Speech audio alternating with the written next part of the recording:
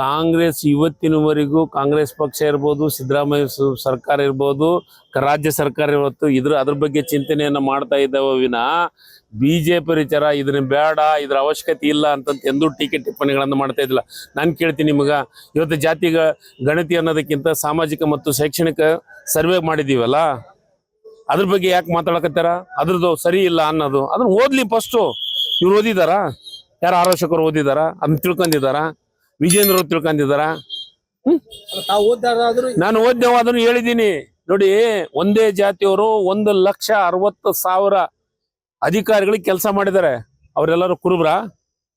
ಅವರೆಲ್ಲ ಎಸ್ಸಿಗಳ? ಆರಕ್ಷಕರು ಏನ್ ಹೇಳ್ತಾ ಇದ್ದಾರೆ? ಸಿದ್ದರಾಮಯ್ಯನವರು ಮನೆಯಲ್ಲೇ ಬರ್ಸಿದ್ರು. ಯಾರು ಕುರುಬ್ರ ಮನೆ? ಅವ್ರು 1,60,000 ಜನನು ಕುರುಬ್ರ? 1,22,000 ಶಿಕ್ಷಕರು ಕೆಲಸ ಮಾಡಿದ್ರು ಇದ್ರಾಗೆ.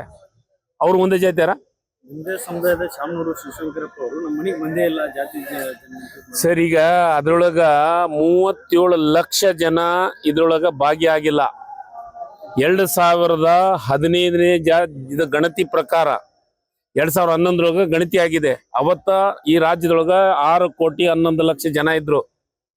ಅದಕ್ಕೆ ಕಾನೂನಿನೊಳಗ ಹೆಚ್ಚು ಈ ವರ್ಷ ಇಷ್ಟಿಷ್ಟು ಹೆಚ್ಚಾಗತ್ತಂತ ಜಾತಿ ಗಣತಿನ ಮಾಡಿಲ್ಲ. ಅದನ್ನ ಮಾಡ್ಕೊಳಕ ಅವಕಾಶ ನಮಗಿದ್ದಕ್ಕೆ 2015ರೊಳಗ 6,35,00,000 ಜನನ ಸರ್ವೆ ಮಾಡಿದ್ವಿ. ಗಣತಿಯೊಳಗೆ ಭಾಗಿಯಾಗ್ಲಿ ಅಂತ ಮಾಡಿದೀವಿ. ಅದ್ರಾಗ 5,98,00,000 ಎಷ್ಟು?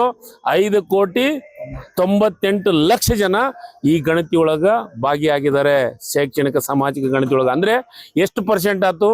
84.17%. ಇಷ್ಟು ಪರ್ಸೆಂಟ್ ಆಗಿದ್ದಾರೆ. ಅದನ್ನ ನಾನು ಕೇಳ್ತೀನಿ ಮಾಧ್ಯಮದ ಮುಖಾಂತರ. 2011 ಗಣತಿ ಆಯ್ತು, ಎಷ್ಟು ಪರ್ಸೆಂಟ್ ಆಗಿದೆ?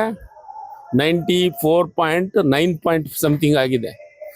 ಅಪ್ರಾಕ್ಸಿಮೇಟ್ಲಿ 95% ಇಟ್ಕೊಳ್ಳೋಣ. 95% ಆಗಿದ್ದು ಗಣತಿ ಸರಿ ಐತಿ ಅಂತಾರ. 94.17% ಸರಿ ಇಲ್ಲ ಅಂದ್ರೆ ಏನರ್ಥ? ಅದಕ್ಕೆ ಬಿಜೆಪಿಯವರಿಗೆ ತೃಪ್ತಿ ಇಲ್ಲ, ಬಡವ್ರ ಬಗ್ಗೆ ಕಾಳಜಿ ಇಲ್ಲ.